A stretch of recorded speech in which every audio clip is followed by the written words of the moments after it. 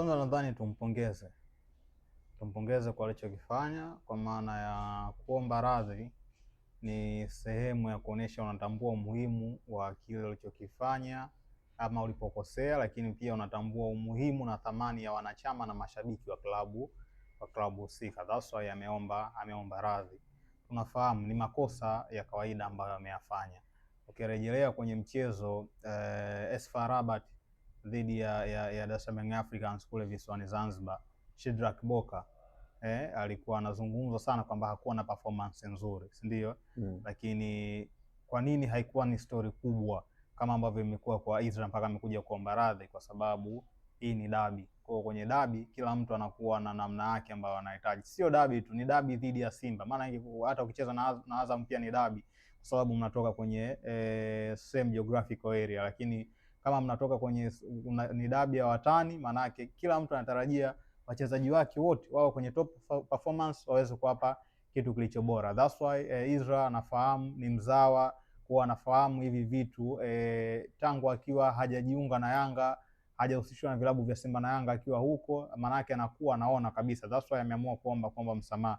Lakini kwangu mimi nadhani ni technical mistake ambayo Israel ilazimishwa kufanya. Utatoa pongezi kwa mwalimu Steve Barker, namna ambavyo aliwasoma Dar es Salaam Africans kwamba wao wanapenda kutumia fullback, wanapenda kutumia mawinga, lakini hasa wanapenda kuinvite, kwa maana wanaingia eneo la katikati kwa ajili ya kuja kuongeza namba kubwa wa wachezaji. So kwangu mimi naweza nikasema ilikuwa ni moja kati ya performance nzuri ya mwalimu Steve Barker, hasa kwenye zile dakika 15 za mwanzo ambazo pia waliweza kupata mabao mawili. Walifahamu upande upi wataenda ku-overload, kwa maana kuwa na wachezaji wengi ili waweze kunufaika. Kwa Israel wakati anapokea mpira utaona Bakari Nondo Mwamnyeto I think na Baka walikuwa wapo kwenye mstari mmoja na Israel, kwa maana wachezaji watatu kabla hajapasiwa yeye na kuvuka mstari wa nusu ya uwanja kwenda sasa wanaanza kuingia kwenye nusu ya uwanja wa Simba. Wazo ambalo walikuwa nalo ni nikipokea mpira, kwa kuwa ameshaona mchezaji mmoja anakuja kupress bila kujua kwamba anakuja kupress na wachezaji wawili, kwa maana ni Chama na mwenzie ambao walikuwa wamekuja baada ya kumpita Chama, akajikuta ameenda kupoteza mpira kwa mchezaji mwingine. So kwa kweli ilikuwa ni maamuzi sahihi kufanya kile alichokifanya, kwa sababu tayari alishakuwa na fikra zake kwamba yes, kwa maelezo ambao kwa namna ambavyo alikuwa anacheza ilikuwa ni maelekezo ya kimfumo. Nikishavuka nusu ya uwanja natakiwa ni cut in kwa ajili ya kwenda kuongeza idadi ya wachezaji katika eneo la katikati. That's why wakati anapokea mpira tayari alijiandaa kuvuka mstari, amevuka mstari, touch ya kwanza Clatous Chota Chama huyu hapa, au namna gani unatakiwa ufanye, ni lazima upige mpira mbele zaidi ili uweze kumwepuka. Ndio kitu ambacho pia alifanikiwa, lakini kuweza kupata mpira baada ya kumpita Chama ndio ikawa sasa case study hapo, ndio kosa ambalo lilipotokea. Simba wanaenda wananufaika, kwa maana tayari wameshakamata kwenye transition Dar es Salaam Africans, mpira unapiga kwa Clatous Chota Chama, wanakimbia anaenda na assist, Libase Gueye anakuja anafunga. Lakini hata ukiangalia upande ambao Libase amekuja kufunga, upande ambao anacheza Shedrack Boka, kwa maana Shedrack alichelewa kwenye kufanya recovering, kwamba tumepoteza mpira sasa tunatakiwa tukakabe. Unaenda kukaba vipi? Ndio kile kimetokea kwamba wachezaji wote walikuwa wanakimbia kwenye mstari wanamtazama Clatous Chota Chama. Sawa, hata Shedrack Boka yupo upande ambao anacheza na Libase Gueye, lakini anaonekana kabisa akili ili concentrate kwa Clatous Chota Chama. That's why ilikuwa ni rahisi kwa Libase kufunga. So kwangu mimi nadhani ni pongezi kwa mwalimu wa Simba, aliweza kuwasoma Dar es Salaam Africans. So kwa wale ambao wanaamini Israel alifanya vibaya, mimi kwangu hakufanya vibaya, ila amelazimishwa kufanya makosa. Yaani ni makosa ambayo unalazimishwa kufanya, kwa maana mfumo ambao mwalimu aliuhitaji Pedro Gonçalves wacheze, lakini pia mfumo ambao Steve Barker alihitaji na namna approach yake ilivyokuwa, kwamba kwa lazimishwa wafanye makosa kwenye safu zao za pembeni. Ndio kile kinachotokea. Upande wa Boka jana tujaona hayo maafa ama huo usumbufu ulitokea. Moja ya sababu inawezekana ni mazingira ya pitch, kwa maana eneo la kuchezea ule upande ulionekana kidogo kuwa sio rafiki. Kwa hiyo ulikuwa unalazimu timu zote mbili zisiutumie sana upande ule. Kwa hiyo kwangu mimi naamini hiyo ilikuwa ni moja ya sababu ambayo ilifanya Israel Mwenda kuweza kufanya kosa lililofanya. So kwangu mimi sidhani kama ni kosa ambalo anaweza akalaumiwa, lakini ametumia busara kwa sababu anaelewa mpira wa Tanzania, anaelewa dabi zinaathiri wengi. Kijili alijifunga hapa, tukaona kilichotokea kwake, hatukumuona tena kwenye uwanja. Hussein Kaz mpaka akatolewa kwa mkopo. Sasa kuna wachezaji wengine wengi alishawahi kuwakuta kina Batezi, Deogrates Munishi Dida, na kuna wachezaji walishapata majina kupitia dabi. Kibu Dennis alikuwa anapitia nyakati ngumu, alikuwa anaonekana mchezaji wa kawaida, lakini akaja akafunga kwenye mechi ya Simba, ndo pale heshima yake kaanza kutokea pale baada ya kuwa anafunga kwenye dabi. Shiza Ramadhani Kichuya alikuwa na hadhi yake kwa sababu alikuwa anafunga kwenye dabi. So dabi ni mechi ambazo zinaamua thamani yako ipande ama ishuke. Alichofanya Izra ni kuamua kuwatuliza, kwa sababu timu haijapoteza. That's why ameamua kwamba msamaha, anaamini itakuwa ni rahisi kwa wananchi kumsamehe. Kwa hiyo hapaswi kulaumiwa. Hapaswi kulaumiwa. Sio kitu cha kuweza kumlaumu. Alan Okello unamtazama vipi kwenye game hiyo jana? Ameshaini ama la? Alan Okello still ni proven. Ameshathibitisha ubora wake.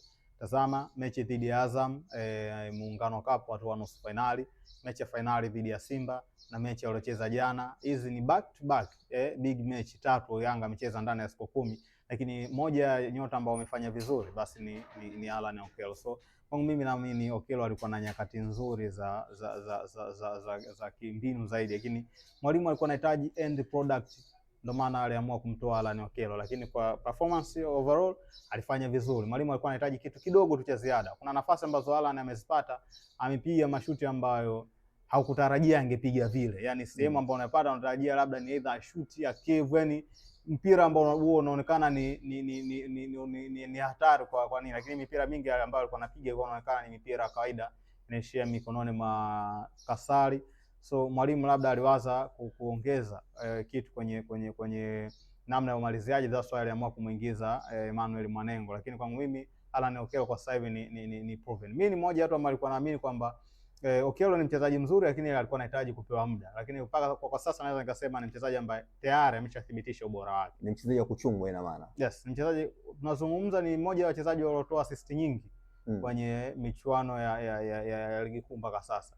Sasa yupo kwenye top 3, lakini kwenye michuano ya Muungano kule mechi 3 alitoa assist 2 kama nitakuwa nipo sahihi. Kwa ni mchezaji ambaye anakuonesha umuhimu wake, kwa maana inawezekana asifunge, lakini kwenye kutengeneza nafasi, kutoa pasi za mwisho akawa anahusika zaidi. So swala la kufunga kwake inawezekana ikawa ni kidogo lina ugumu, lakini kuna umuhimu wa Alan akiwa yupo uwanjani, unaona namna ambavyo timu inakuwa inanufaika na uwepo wake.